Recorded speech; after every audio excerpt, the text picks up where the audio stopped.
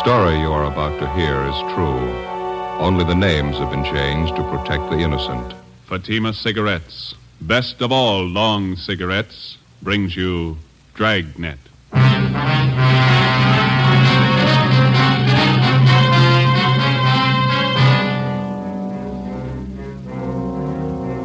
You're a detective sergeant. You're assigned to homicide detail. A woman has disappeared, taken from her home by a man posing as a police officer. Your job, find her. If you want a long cigarette, smoke the best of all long cigarettes. Smoke extra mild Fatima. Yes, Fatima is the king-size cigarette which contains the finest Turkish and domestic tobaccos superbly blended to make it extra mild, to give Fatima a much different, much better flavor and aroma than any other long cigarette. That's why Fatima has more than doubled its smokers coast to coast. Enjoy extra mild Fatima yourself. Best of all, long cigarettes. It's wise to smoke extra mild Fatima. It's wise to smoke extra mild Fatima.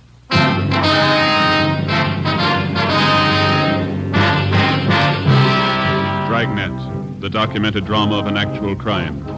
For the next 30 minutes, in cooperation with the Los Angeles Police Department, you will travel step by step on the side of the law through an actual case transcribed from official police files. From beginning to end, from crime to punishment, Dragnet is the story of your police force in action. It was Tuesday, April 4th. It was warm in Los Angeles. We were working the night watch out of homicide detail. My partner's Ben Romero. The boss is Thad Brown, chief of detectives. My name's Friday. It was 10 minutes past 6 p.m. when I got to the basement of the city hall. Carpool.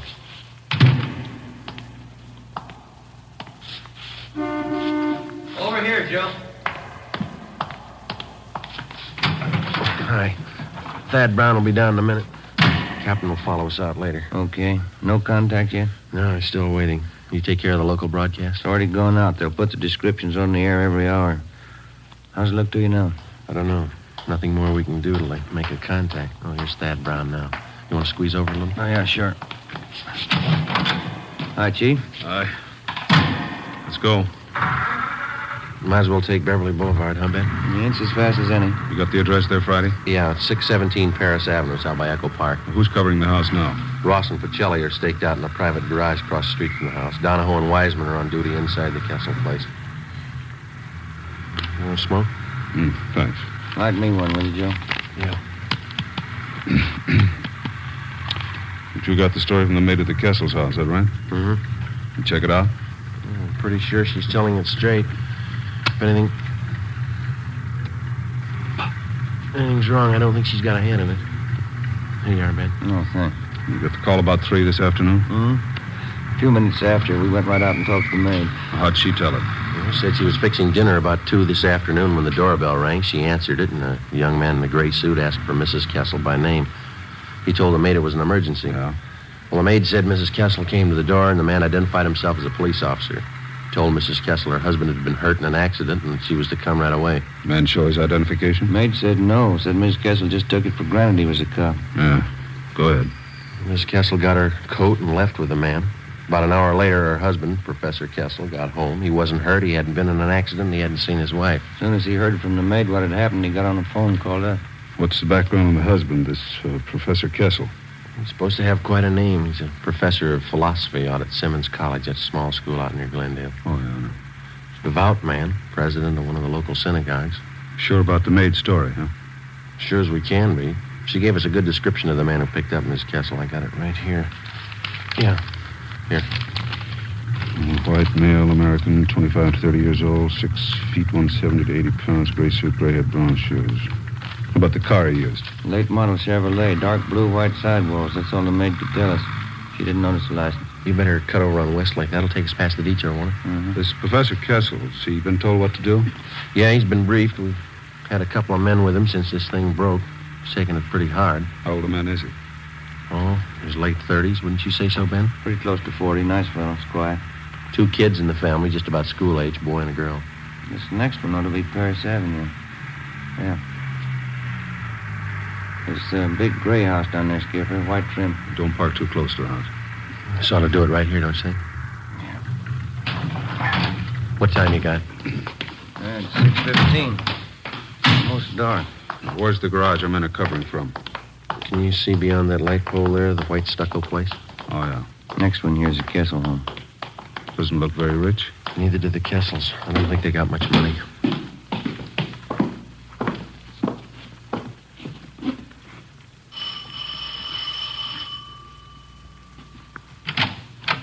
Hi, Donahoe. Come in.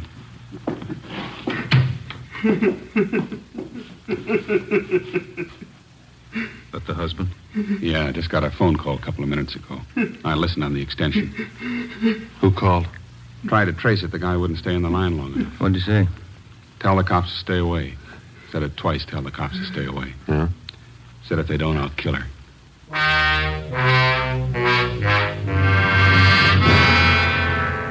The Kessel house had already been placed under strict surveillance, and the victim's husband instructed not to contact the abductors without knowledge of the police. To the working detective, there's only one rule to go by when the job of solving an abduction is put in his hands. Find the victim as fast as possible, get the victim to safety, then go after the criminal. It's not an easy job. The responsibility isn't light, and the outcome isn't always successful. If you press too hard, the abductor gets frightened and kills the victim. If you don't press hard enough, the criminal has more time to work for his payoff and then escape. Somewhere between the two was the right answer. We had to find it. 6:30 p.m. Special details of men were ordered out to the bus depots, the railroad terminals, and the airports. Roadblocks were set up at all main arteries leading into and out of the city. Every branch post office in Los Angeles was covered to watch for possible ransom notes addressed to Professor Kessel. 6:40 p.m. We met in the Kessel's living room. Chief, Wiseman? Professor Kessel will be down in a minute. Says he's sorry to keep you waiting. You feeling any better? A little. The phone call about his wife shook him up a bit. How about those people who came in a few minutes ago? Who are they? Relatives. Half a dozen of them. They're waiting back in the kitchen. Well, how'd they know about Mrs. Kessel? They didn't. They'd been invited to dinner. They didn't know anything was wrong till they got here. Mm-hmm. Kessel asked them to stay for the meal. Wants to keep up appearances for the sake of his kids. Doesn't want them to worry about their mother. The dinner that important to him? Well, tonight's the start of the Pesach, the Jewish religion Passover. Oh, yeah. It's one of the big holidays. Oh, I see. Well, they started off with this dinner tonight. Is that the way? Yeah, big dinner. They call them Seders. Tonight they have the first Seder. Good evening. Sorry to keep you waiting. How are you? No, please sit down. We don't like to intrude on your privacy, Professor Kessel, but I think you can see it's necessary. Oh, yes, of course. I'm very grateful. If there's anything at all I can do to help. Do you have any idea who might be responsible for abducting your wife? That's what has me so confused. How do you mean, sir? Well, I'm sure I have people who don't like me, who don't like us, but someone who would take my wife who says they'll kill her? No, I don't know who it could be. How about the voice on the telephone, Professor? Did you recognize it at all? No, it didn't sound like anyone I knew. He talked so fast, I could hardly understand the man. Do you think the person who took your wife has some other motive besides holding her for ransom? I can't understand that either. If it's money they want, why go after a teacher's wife? $1,500 in the bank, that's all I have. That and this house. How about your immediate family, Professor? Well, my wife, Ruth, her people have quite a bit. I guess you would call them rich. But it's their money, not mine. I can't understand why anyone would do it. Poor Ruth, if anything happened. Children. Albert? I'm sorry. That's all right. We understand. Albert? Yes, Bertha, come in, would you, please? Gentlemen, this is my sister, Bertha. She's here with her husband for the Seder. How are you? Albert, it's late. Sundown. It's time to start the Kiddush. Oh, yes. All right, Bertha. You tell everyone to come to the table. I'll be right in. The officers will have the first Seder with us? Yes, Bertha. You please set them places. Yes, Albert. Say, we don't mean to intrude here. We can wait outside while you have your dinner. Oh, no, please. I'd be honored to have you sit at the table with us. No one in the house should be without food tonight. First Seder for Passover. It's the law. How's that, sir? Oh, excuse me, the Hebrew law. Would you come this way, please? Thank you, Professor. He turned and led us down the hallway into the dining room. A long white cloth covered the table. In the center was a brightly polished brass candelabra holding 4 lighted tapers. There were a few platters of food already set out, and at the head of the table, where Professor Kessel stood, an open prayer book. In order not to add to the alarm of his 2 small children at the absence of their mother, Professor Kessel introduced us as friends from Simmons College. This is Mr. Brown, Mr. Friday, Mr. Wiseman, Mr. Romero. How do you do, Yeah, of course. No, sit down, please, sit down. Yeah, sure smells good. Yeah. You got enough room there, Joe? Oh, fine.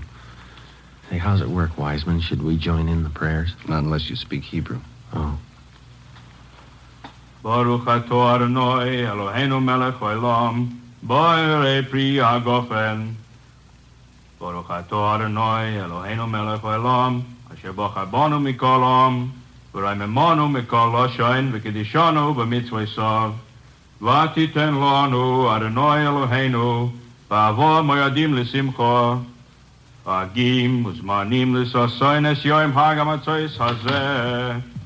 Man Phariseinu mikra kodesh dechel mitzroim. Yeah. Telephone call. Thank you. Down All right. Yisana kidashta mikol ha'amim. Mayadei kotef ha'besimcha ma'chaim ha'odon. Friday talking. This is Lacey, Joe. Just got a call from the morgue. Yeah? They brought in the body a few minutes ago. They checked the description. Yeah? They think it's Mrs. Kessel. I went back into the dining room and told Chief Brown about the call. He told Professor Kessel. He said he'd finish as quickly as possible so as not to alarm the children and then go with us to the morgue to check the identity of the body. The prayers continued along with the dinner. Behalachmo anya deacholu. Sona be'ara de Mitzrayim. Kol dich v'nyese v'yecho. Kol ditzuf yese v'yusach. Ashata hocho. Lishona abba ba'ara d'Israel. Ashata avde lishona abba b'nei chayrim. John? Yes, Papa. Manish dona halalo azeh, mikol halelos, shebachol halelos anu ochlin, chametzu matzah, halalo hazeh, kulo matzah. I'm sorry. Excuse me. Sure, you're a cold. Excuse me, I'm sorry. Halalo hazeh. Papa? What was it, Wiseman? What was the boy saying? It's part of the ceremony during the meal. He's supposed to ask his father certain questions about the Passover, and then the father answers him. I guess it was too much for Kessel. Sure broke him up. What'd the boy ask him? Why is this night different from any other night?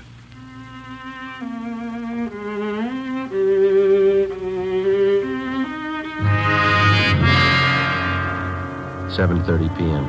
Sergeants Wiseman and Donahoe stayed on duty at the house while Chief Brown, Ben, and I drove Professor Kessel to the county morgue. On the way, we called in and checked with Captain Steed of Homicide. He told us there'd been no reports on Mrs. Kessel. 7:43 p.m. Ben and I took Kessel to the basement of the Hall of Justice, county morgue. This way, Professor. Oh, yes. You sure you feel up to it? Thank you, I'll be all right. Cold in here. Yes, sir. Hi, fellas. It's back here. Okay, Archie. This is Professor Kessel, Archie. How do you do? This way. Jane Doe, number 5. I called over as soon as they brought it in. Yeah, thank you. Found the body near Avenue 19, the riverbed across from the auto cab. No identification? No. Here we are. All right.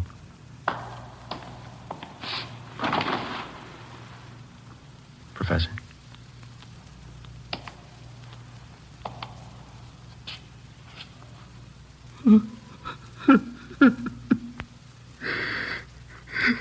Thank God.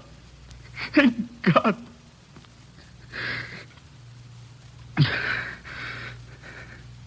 Professor? No, it's not my wife.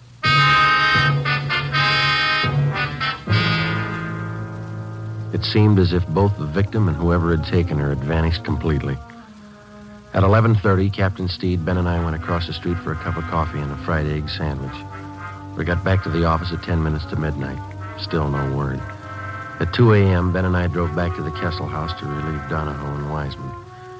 We stood our watch in the living room. In the bedroom directly above, we could hear Professor Kessel pacing the floor most of the night. At 5 a.m., Captain Steed called. He told us a letter addressed to the professor had been reported at the Arcade Post Office. As soon as the outside of the envelope had been photographed and checked for prints, it would be brought out for Professor Kessel to open. Front door? Yeah, I'll get it. Chief? Good morning. Hi, Lee. Hi, Joe. In here. Did you lift anything off the envelope, Lee? Nothing we can use, no. Might have more luck with the letter. Good morning. You brought the letter? It's right here, Professor Kessel. I'd like you to stand by while we open it. This is Lieutenant Jones from our crime lab. Lieutenant? You'll check the note for fingerprints.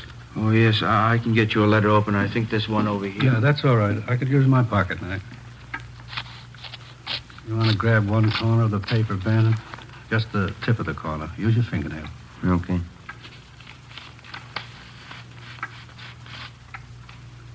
Yeah, that does it. Open it and pin down these corners here. What is it, Freddie? The words are put together with small printed letters. They all seem to be the same kind of typeface. Letters were probably clipped from a book, then pasted together to form these words. Who sent it? What does it say? Thanks, Lee. If you want to see your wife alive, have 30,000 small bills tonight. Tell police I kill her. Instructions follow in mail. No signature. 30,000. I haven't got the money. I can't get it. He'll kill her. Mr. Kessel, there's still a chance. But what can I do? I haven't got that much money. He says he'll kill her. What can we do? What we've been doing? Yes? Wait.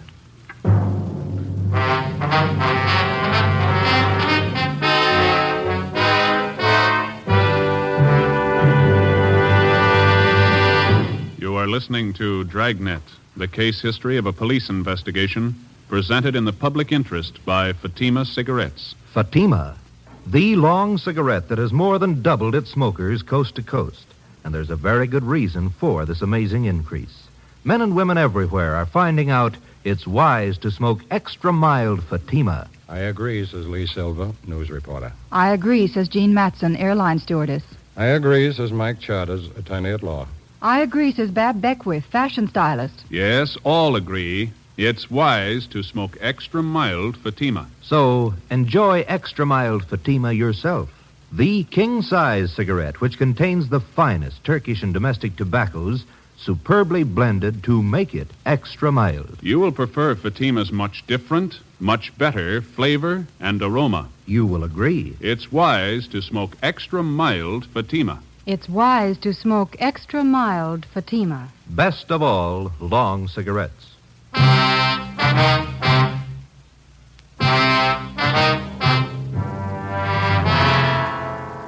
Wednesday, 7 a.m. With the aid of an iodine fume gun, Lee Jones checked the extortion letter from Mrs. Kessel's abductor for fingerprints and other marks of identification. He found nothing.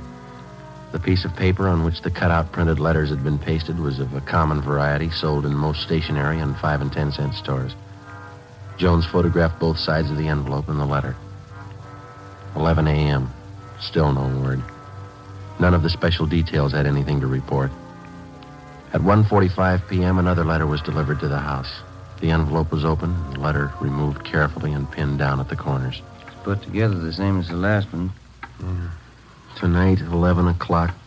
Come alone, your car. Tell police I kill her. Is there more, Friday? Yeah. Drive corner Lakeshore, Charter Street. Wrap money brown paper. Small bills. Come alone, your car. Put package by fireplug, then leave. Tell police and I kill her. No signature. I haven't got the money. Lakeshore and Charter. That shouldn't be too hard for us to catch. Sounds pretty much like an amateur. That makes it touchy. If he's green, he'll scare easy. If he's scared, he may kill her. Not if we reach him. How can I get the money? You won't need any. We'll have a dummy package made up. There'll be a single dollar bill inside. There's to be newspapers cut to the size of currency. That's what you'll deliver. But when he gets the package, when he finds out it's not the money, what's he going to think? We'll explain it to him.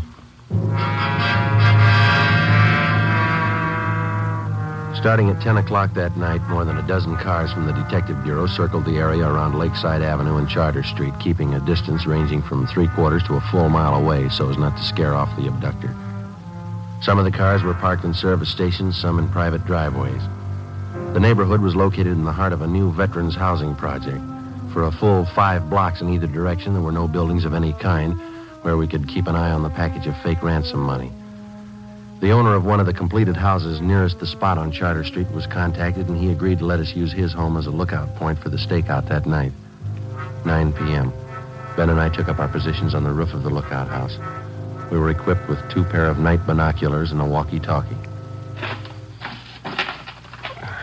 I could think of a few other places I'd rather spend the night.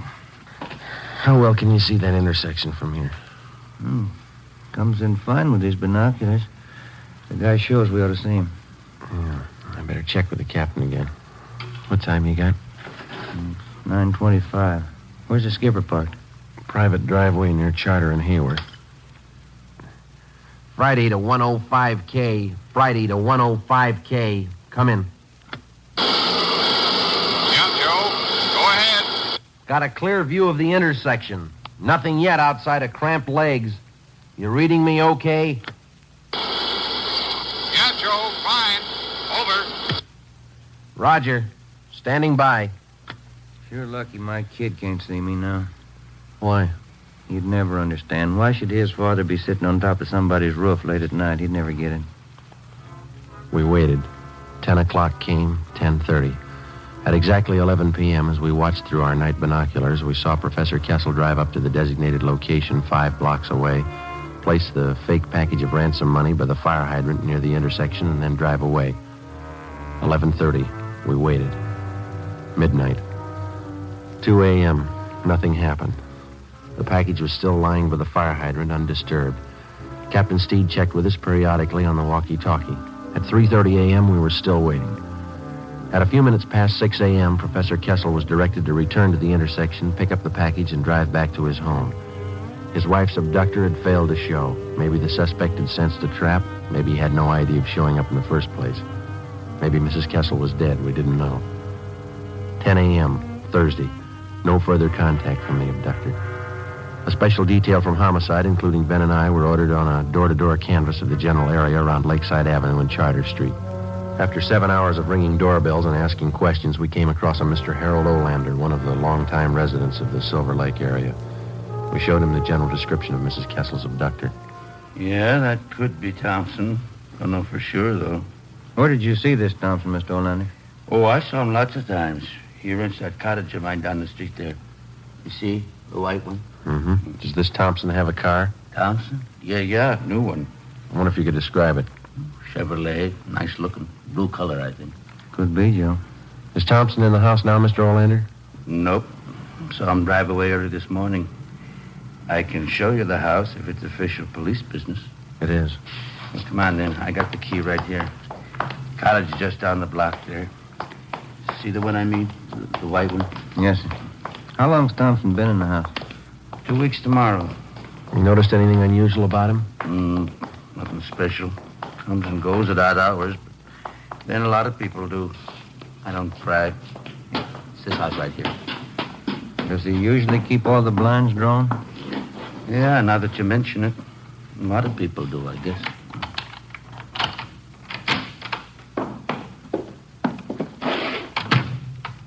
You want to check back in the kitchen, Ben? Yeah, right. And look at the living room, Sergeant. Yeah. On a stick of furniture. That's funny. You sure you didn't see anybody else in this house besides Thompson? No, he's the only one. Looks like it, Joe. Found this woman's purse stuffed in one of the kitchen cabinets. This sales slip was in the purse. Let's see. This is Albert Kessel. Is there a phone here, Mr. Olander? Out in the hall. All right.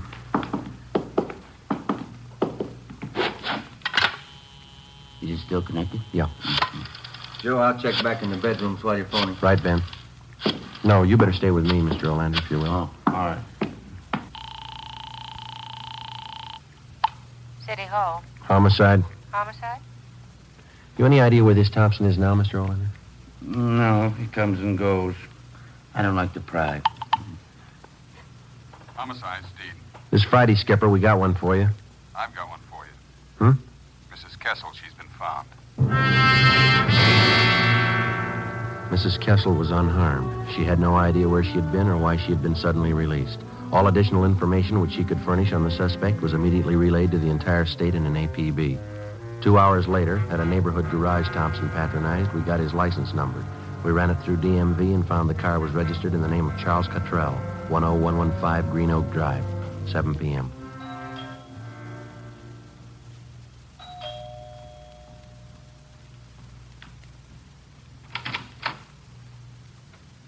Yes? Police officers. Is Charles Cottrell here? Yes. Come in, please. I knew you'd find him. I kept hoping, but I knew you'd find him. Where is he, ma'am? He'll give himself up. I'm his wife. I talked to him. There won't be any trouble.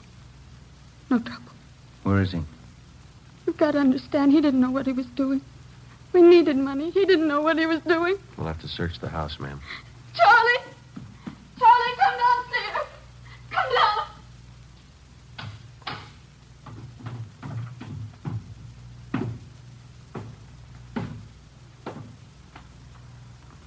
Get your hands behind your head.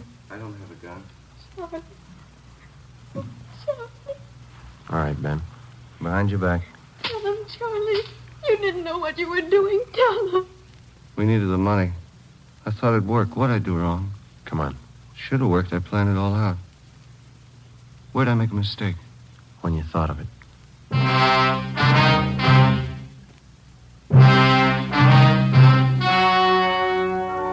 The story you've just heard was true. Only the names were changed to protect the innocent. On August 2nd, trial was held in Superior Court, Department 86, City and County of Los Angeles, State of California. In a moment, the results of that trial. It's amazing how many long cigarette smokers are changing to extra mild Fatima. Here is the actual report.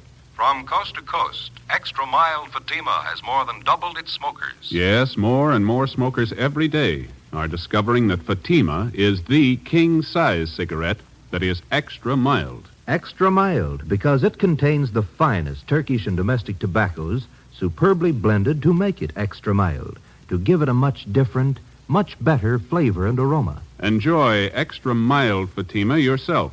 Best of all long cigarettes. It's wise to smoke extra mild Fatima. It's wise to smoke extra mild Fatima.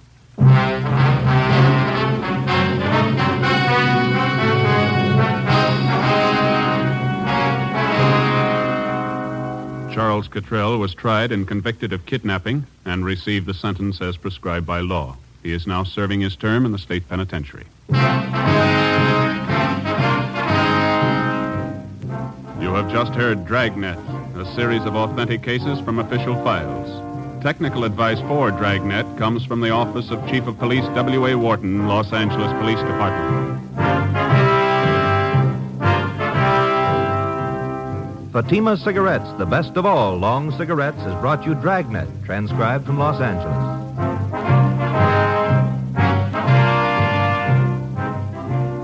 Next, here's Sarah Berner in Sarah's Private Caper on NBC.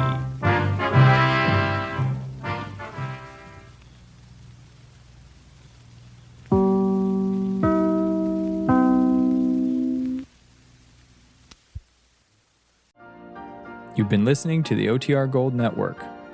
Find more classic radio at otrgold.com.